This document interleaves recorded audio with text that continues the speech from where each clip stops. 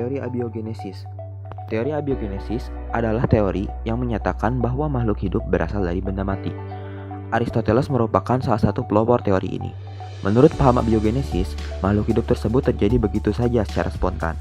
Itu sebabnya teori abiogenesis ini disebut juga generation spontanea.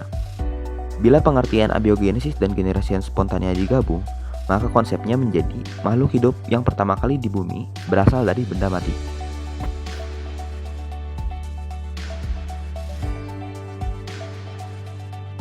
Teori biogenesis. Teori biogenesis adalah teori yang menyatakan bahwa makhluk hidup berasal dari makhluk hidup yang sudah ada sebelumnya. Tiga tokoh terkenal pendukung teori ini adalah Francesco Redi, Lazzaro Spallanzani, dan Louis Pasteur.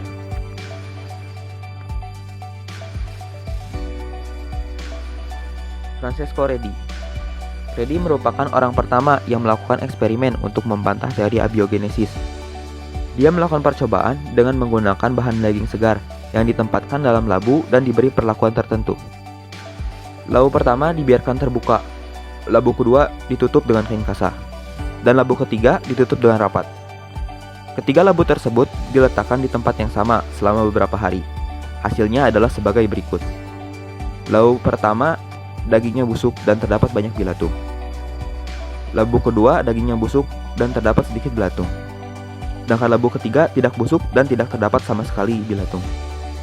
Menurut Redi, belatung yang terdapat pada daging berasal dari telur lalat. Labu ketiga tidak terdapat belatung karena tertutup rapat sehingga lalat tidak bisa masuk.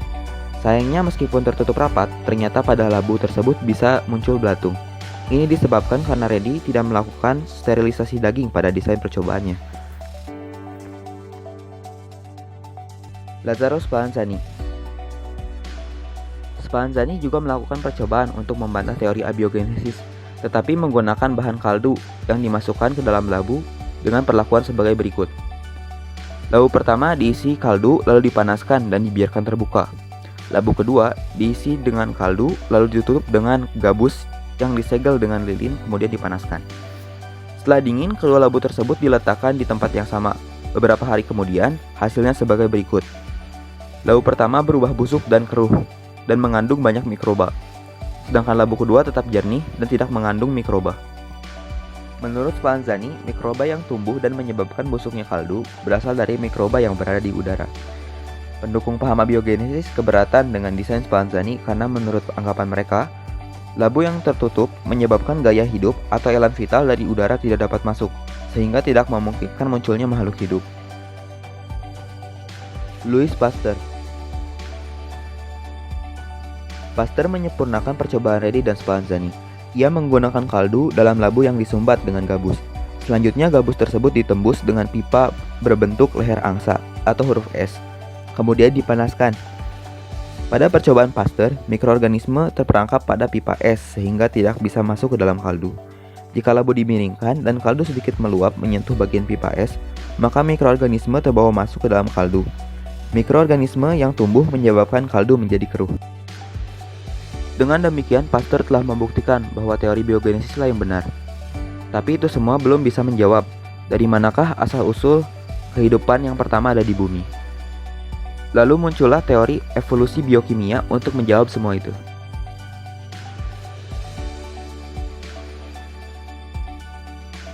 Teori evolusi biokimia. Teori ini dikemukakan oleh Alexander Oparin, seorang ahli evolusi berkebangsaan Rusia. Teori ini mencoba menggali informasi asal-usul makhluk hidup dari sisi biokimia. Dalam bukunya yang berjudul The Origin of Life tahun 1936, Oparin menyatakan bahwa asal mula kehidupan terjadi bersamaan dengan evolusi terbentuknya bumi berserta atmosfernya. Lebih lanjut, Oparin menyatakan bahwa pada mulanya atmosfer bumi purba terdiri atas CH4, NH3, H2O, dan H2A.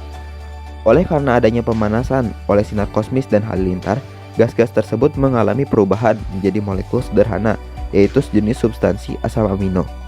Pendapat Alexander Oparin mendapat dukungan dari ahli kimia Amerika Serikat bernama Harold Urey. Pada tahun 1953, seorang mahasiswa Harold Urey, yaitu Stanley Miller, mencoba melakukan eksperimen untuk membuktikan kebenaran teori yang dikemukakan oleh Urey. Percobaan itu juga dikenal dengan eksperimen Miller-Urey. Alat percobaan Miller-Urey terdiri atas bagian yang berupa sebuah tabung tertutup yang dihubungkan dengan dua ruangan. Ruangan atas berisi beberapa gas yang menggambarkan keadaan atmosfer bumi purba. Selanjutnya pada tempat ini diberi percikan listrik yang menggambarkan halilintar. Kondensor berfungsi untuk mendinginkan gas, menyebabkan terbentuknya tetesan-tetesan air, dan berakhir pada ruangan pemanas kedua yang menggambarkan lautan. Beberapa molekul kompleks yang terbentuk di ruangan atmosfer dilarutkan dalam tetesan-tetesan air ini dan dibawa ke ruangan lautan tempat sampel yang terbentuk diambil untuk dianalisis. Miller menganalisis senyawa-senyawa kimia yang terbentuk di dasar gelas dan menemukan 3 jenis dari 20 jenis asam amino. Para evolusionis menyatakan bahwa asam-asam amino kemudian bergabung dalam urutan yang tepat secara kebetulan untuk membentuk protein. Sebagian protein-protein yang terbentuk secara kebetulan ini menempatkan diri mereka pada struktur seperti membran yang diikuti pembentukan sel primitif. Sel-sel ini kemudian bergabung membentuk organisme hidup. Mereka menyebutnya sebagai evolusi biologi.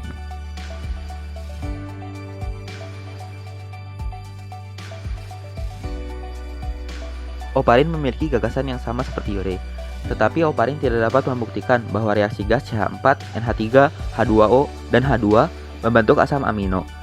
Ia berpendapat bahwa asam amino terbentuk secara alami.